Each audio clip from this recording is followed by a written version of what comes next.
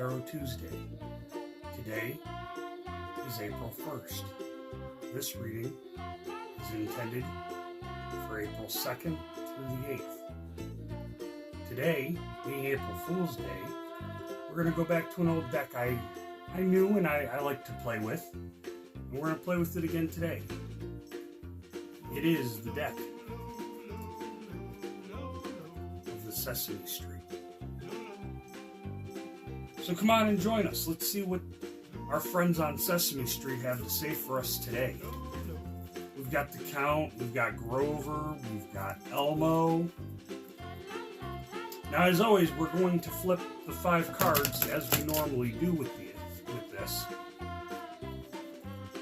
and see what kind of outlook we have for this week.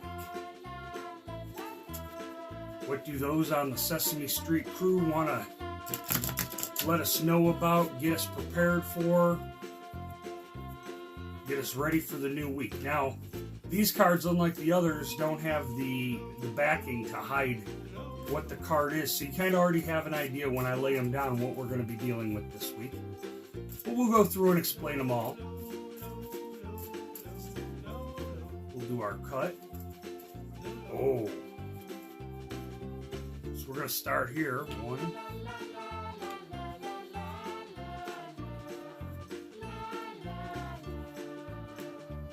All right.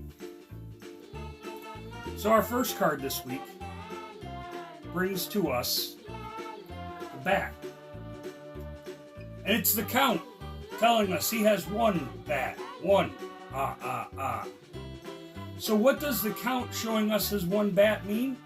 Well, this is what this means. It means that, folks, sometimes we need to find our relaxation and our calmness and our peace.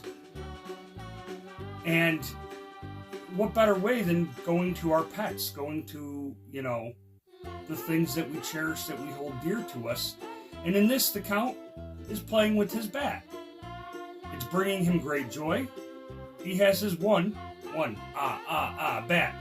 And, I know me personally, I love nothing more when I'm stressed out than to be able to sit and cuddle with my dog.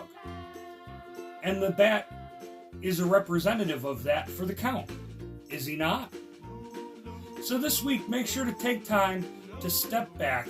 Remember those around us, those small things that, we tend to overlook or tend to oversee, but they bring us such joy and comfort. Remember those going through this week. Hold dear to them. Now, this next card says house. Who's bringing us a house? Well, it's Rosita, of course. And Rosita is reminding us that our house is our home and our home is where our heart is it not? Because if it's not, it should be. And Rosita reminds us that, you should have a happy home and do everything in your power to be a part of that happy home, to keep it happy, to do happy things so that everybody is on the same page, because that is that's your safe place, that's your home. What more can you say with that? So Rosita reminds us that as the Count is playing with our friends, our pets, Rosita says, remember, you got to keep that happy home going. The next card here says ice cream. And Elmo, which not one of my personal favorites, but Elmo brings ice cream. Why does Elmo bring ice cream? Because again, another reminder this week that we need to take time to enjoy those little things in life that keep us going, to keep us happy, right? We tend to get in a rut where we're aggravated, we're angry, we're whatever, and we don't find that happiness at all when it's all right around us. We just have to remember where to look. So as much as I'm not a big fan of Elmo, personally, he brings me ice cream, and I love ice cream. Therefore, he's coming to try to bring happiness. He's bringing joy. Now, Grover brings us a white octagon. Now, this is kind of a different one, and this is a little harder to explain here, because what's the purpose of the white octagon? Well, first of all, what do you know the octagon to be? Now, a lot of us do know the octagon to be, like the Ultimate Fighting Championship, fighting UFC, that stuff. However, an octagon is typically a stop sign. That's where we see it every day. That's where we're recognizing that shape. Literally multiple times a day, every single day, we are noticing the octagon with the stop sign. Now, the reason it's white isn't because it's see-through, isn't because it's clear. Don't get me wrong, Grover's goofy like that, but not today. What Grover's telling us today is he's saying, look,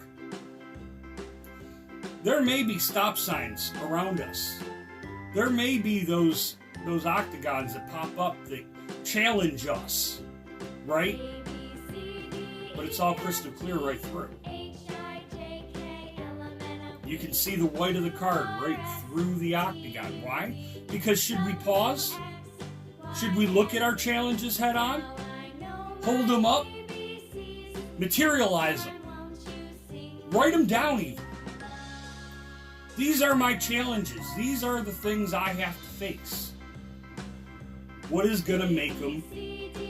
What's going to make that white flag, that surrender from their side, where we can accomplish that goal? That's what Grover's telling us, is any of those goals, any of those challenges we have in the octagon, with the stops, with the fights, there's a way to make it surrender. There's a way to win. There's a way to get past it. There's a way to move forward. We just need to take the time to stop momentarily and remember, these challenges may look large. We can pick them up. We can hold them. We can analyze them. We can think about them. We can go, okay, how do we get past this? Because really, as these challenges come up, when we remember that we're happy about all the little things, and we remember the little things that bring us happiness in life, challenges can come up, sure. Because if we're in the right space, in the right mindset, in the right frame, we're going to look to how to beat those challenges. We're going to look to move on from those challenges. And that's what we're going to do here. And Baby Bear brings us a spoon. Why does Baby Bear bring us this spoon?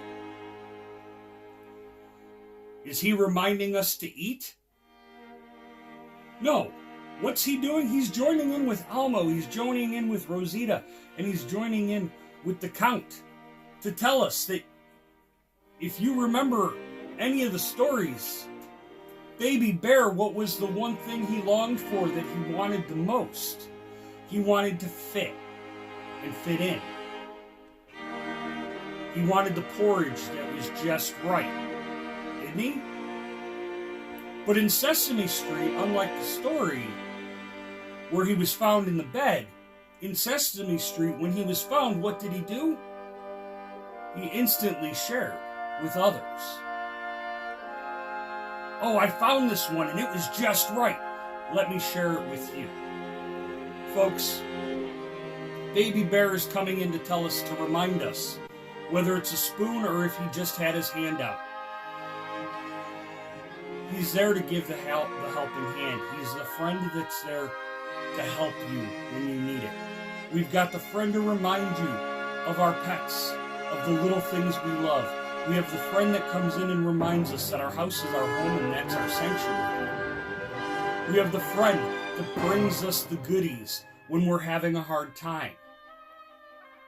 When we need that pick-me-up, we have the friend that gives that to us. We have the friend that reminds us that our troubles are only as big as the paper they're on. And we can move past those troubles. We can find our way, put our faith in, put our mindset in, put everything we know in, and we can beat those troubles. And our friend shows us that, again, like I said,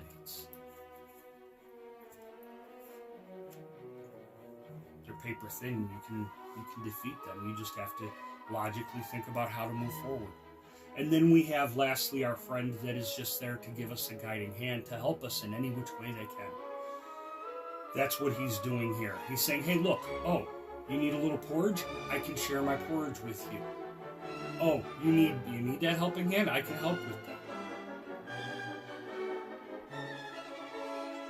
I know at least last week, I know a couple weeks we've been focusing on our internals, on what we need to meet with, what we need to deconstruct within ourselves. And as we still continue to do that, as we always shall and should do, we also look back. And we have to remember that sometimes we forget some of those that are on that journey next to us or with us. And we need to look for those pieces that hold us together so we don't just fall apart, right? Our friends on Sesame Street have come forward. They have told us a great story to remember, something wonderful to remember.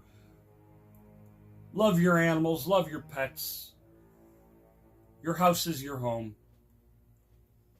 Don't forget the little things. Our troubles are only paper thin. And we've always got friends to help us. We've always got friends that are willing to put their hand out. All we have to do is let them know that we need the help. Sometimes they can see it and they offer right out. Sometimes we have to ask. But either way, they're always there. Okay, folks? That is what our friends from Sesame Street wanted to remind us of on this fun April Fool's Day. Until next time.